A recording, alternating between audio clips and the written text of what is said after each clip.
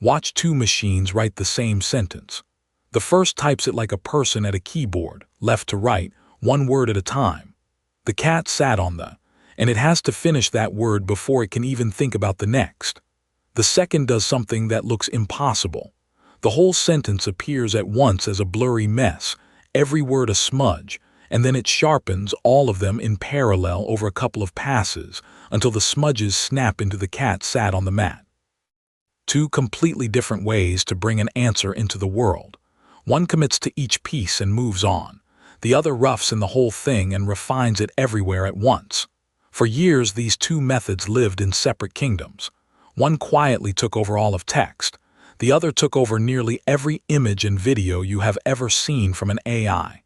And then two things happened that this whole series has been building toward. First, the wall between those kingdoms started to fall. And second, people stopped driving these machines by hand at all and started wrapping them in something that plans, calls the tools, and iterates on its own. By the end of this, you will see that the textbook split was never real, and you will see the shape of where all of this is heading. Before we split them apart, here is the thing both machines share, the idea underneath every generative model in this whole series. Generating something, an image, a paragraph, a song, is always a walk.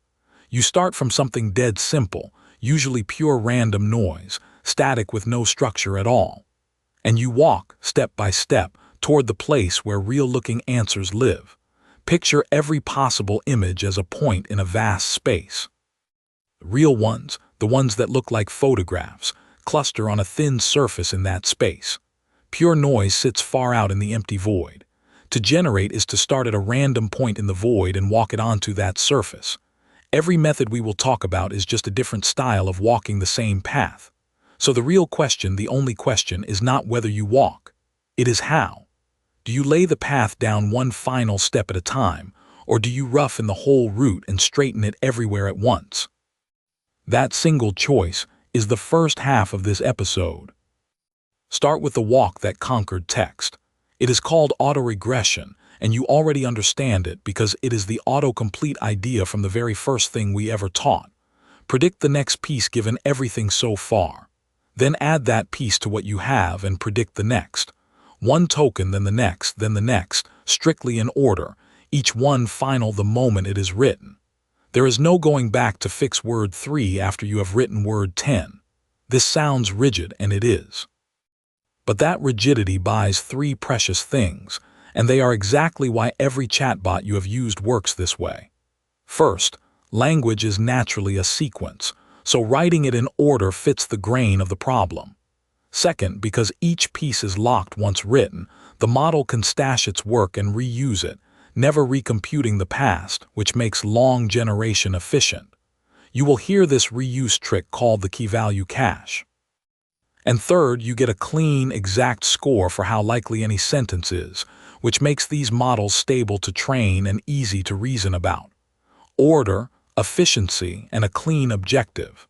For text, autoregression did not just win. For years it was the only game in town. Now the other walk, the one that conquered images. It is diffusion, and its trick is the exact opposite of writing in order. Instead of committing to one piece at a time, it holds the entire answer at once as a rough draft and improves the whole thing in parallel, a little each pass. Take a real image.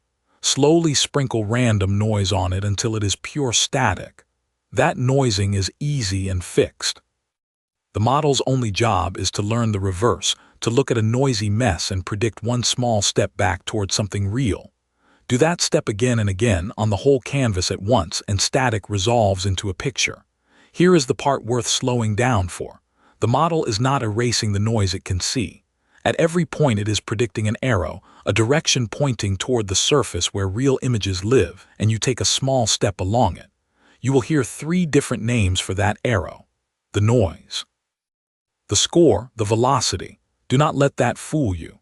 They are the same arrow written in 3 coordinate systems, 3 costumes on one object. And underneath, diffusion turns out to be a special, well-behaved case of a more general recipe called flow matching. Specifically, the Gaussian case of flow matching. Same walk, cleaner map. Because diffusion improves every part of the answer together rather than one at a time, it is naturally parallel and it can revise. Both things text's method gave up. So why did the kingdoms divide the way they did? Why text for one, images for the other? It comes down to the shape of the data. Text is discrete.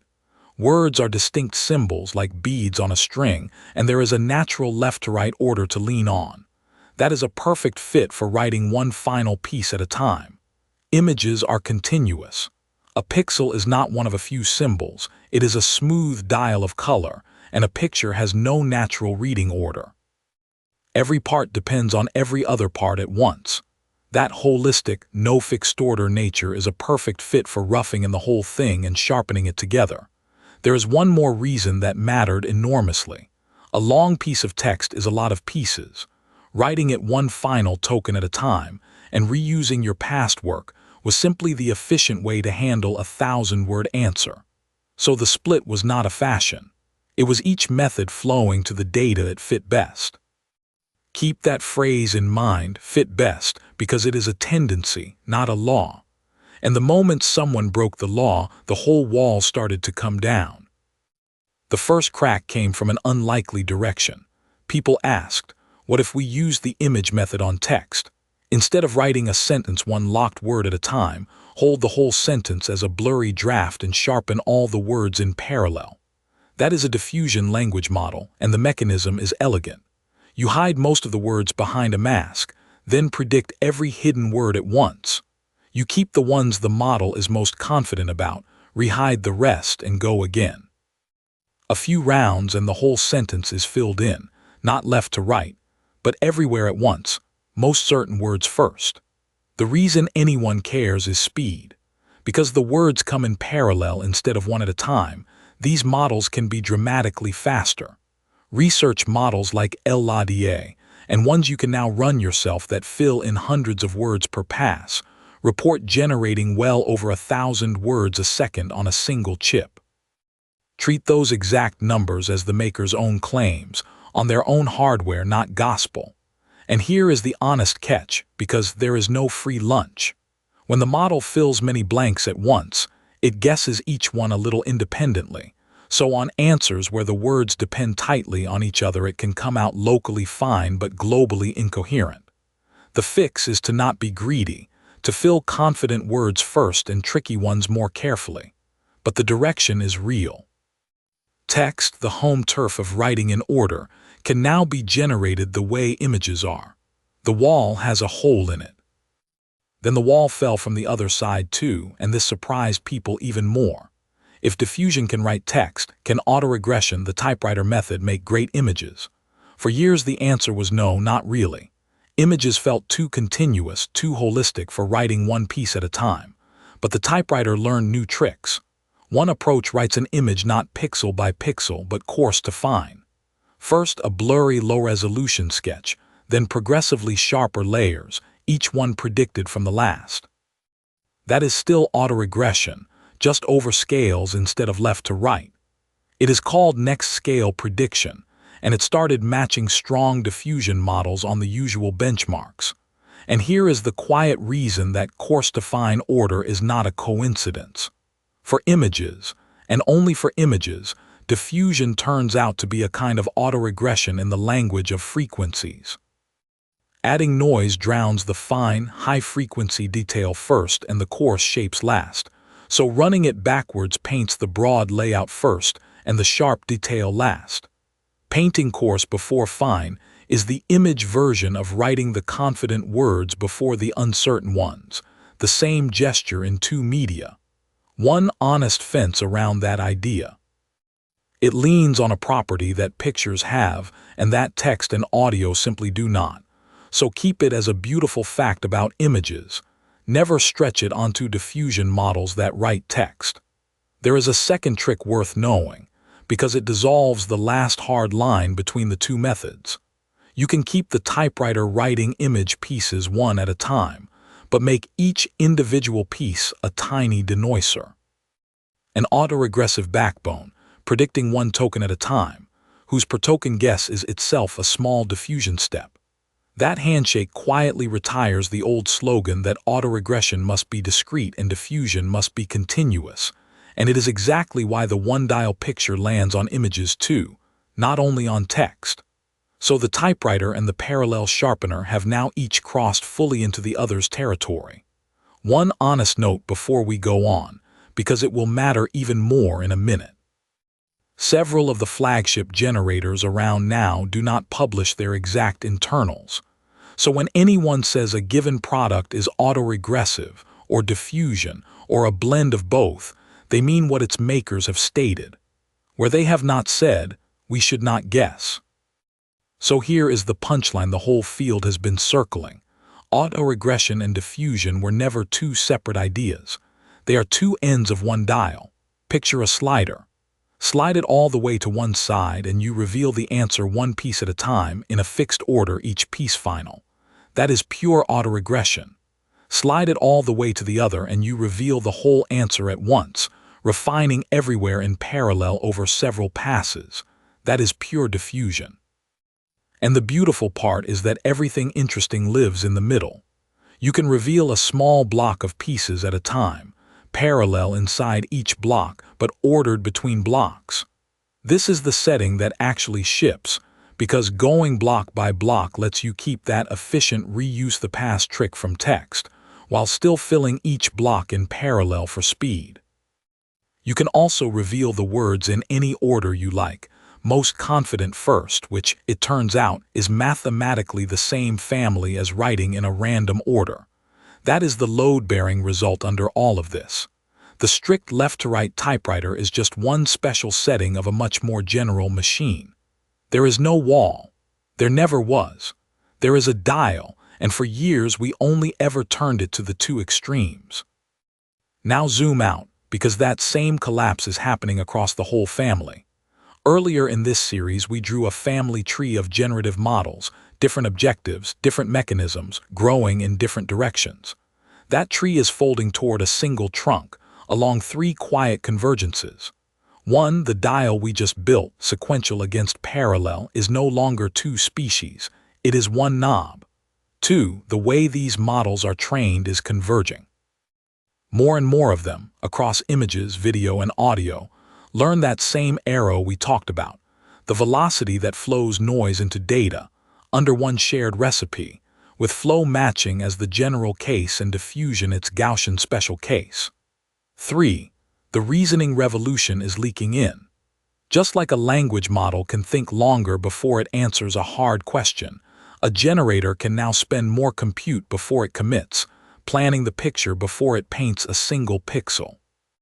That extra thinking comes in three flavors we met last season. Do many tries in parallel and keep the best, take more careful steps one after another, or let the model reason privately inside itself before it commits. 3 knobs on one machine, sequential or parallel, pixels or tokens, fast or careful. And once you accept there is really just one machine that turns one kind of token into another, 2 big doors open. The first, that a single model can read any kind of token and emit any kind. An image, a paragraph, a spoken reply, all from one stream, is a whole episode of its own, the one right before this. The second door is the one we walk through now. Because if creation has become one controllable machine, the obvious next move is to stop driving it by hand and hand the controls to something that can plan. Here is the shift that defines the frontier. Until recently you used these generators by hand. You typed a prompt, got an image, squinted, typed a better prompt, got another, over and over. You were the loop. Now that loop is being handed to the machine, and the result is a creative agent. And you already know exactly what an agent is, because we built this idea twice already. Back when we learned to build with these models, we met agents for language and code, systems that reason step by step, call tools like a search engine or a calculator, and check their own work. Then, looking at how production systems run, we met agent protocols, the shared rules that let one model call out to other models and tools cleanly. A creative agent is that same machinery, pointed at making things instead of at text. So we will not re-explain how an agent reasons or calls a tool. We will just watch what changes when the tools it calls are the generators from this whole season. Give it a goal. Make a 60-second explainer about how rain forms. Before it generates a single frame, it reasons exactly like the language agents did. It decomposes the brief into a plan, a rough script, a shot list, a mood for the music. Then it calls tools. But now the tools are an image generator for each scene, a video generator to bring a shot to life, a voice generator for the narration, a music generator for the bed, even a three-dimensional model generator if a scene needs a rotating object.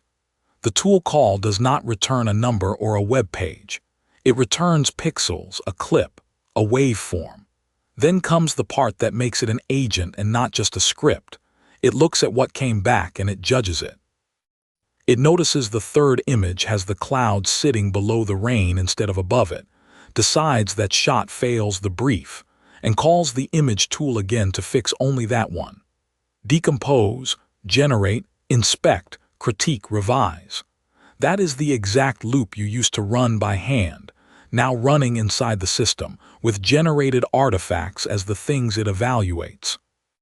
Some of the newest image tools even fold a tiny version of this inward, reasoning about your request and grounding it in real facts before they render. So a labeled diagram comes out with the right structure instead of a confident guess. The slow part of creation, the iteration, is the part being handed off. But this is exactly where hype outruns reality, so let me draw 3 honest lines around it. First, the loop is not lights out. The agentic tools actually winning trust are not the ones that promise to do everything while you sleep.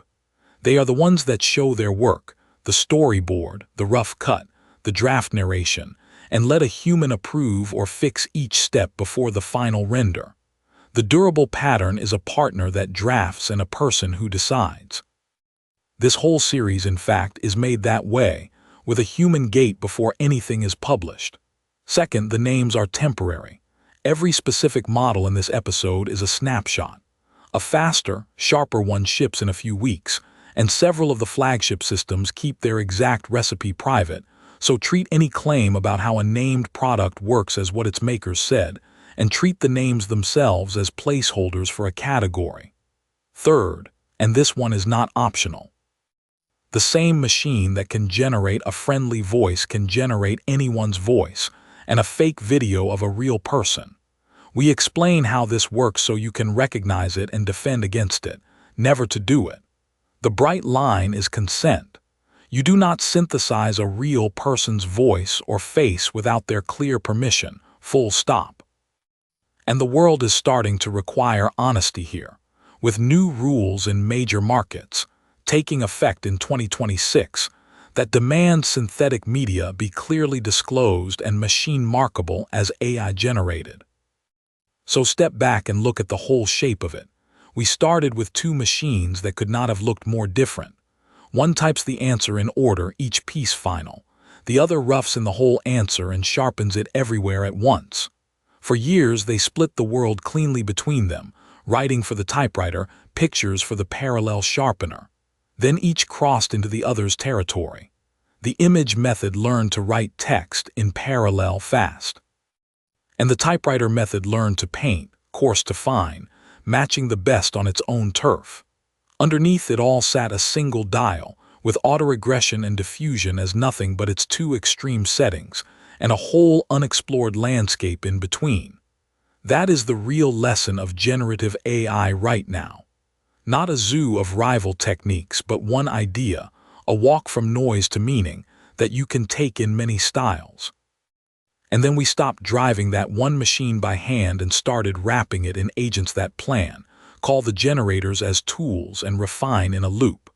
The power keeps growing, and so does the responsibility that rides along, because the ability to generate anything is also the ability to fake anything. Which is why honesty, disclosure, and consent are not the boring footnote at the end. They are the part that has to grow up fastest of all. One walk, one dial, one machine, now learning to use itself. That is how AI creates,